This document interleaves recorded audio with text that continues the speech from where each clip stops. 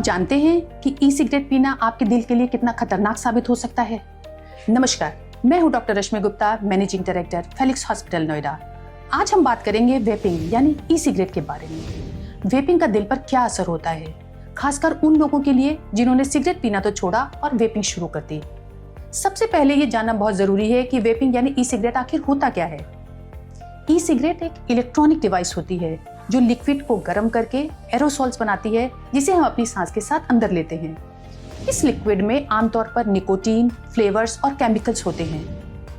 E cigarette सिर्फ धुआं ही नहीं देता, बल्कि इसका निकला हुआ निकोटीन हमारे शरीर में हार्ट रेट और ब्लड प्रेशर को बढ़ाता है।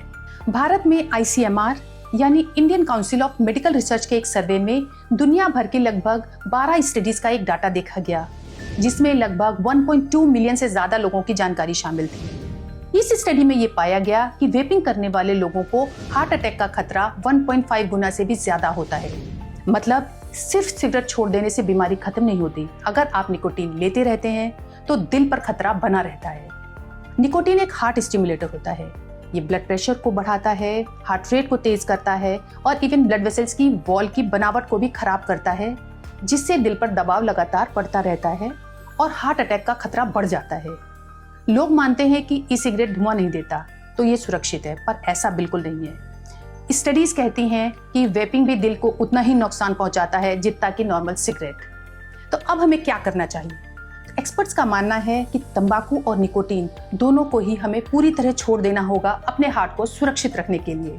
इसके लिए आपको मेडिकल हेल्प जैसे काउंसलिंग और डॉक्टर की सलाह लेनी चाहिए। और सबसे इंपॉर्टेंट आखिर में मैं फिर ये कहना चाहूंगी, prevention is better than cure. नशा चाहे किसी भी तरह का हो, नशा होता है। इससे दूर रहें और अपने स्वास्थ्य का ख्याल रखें।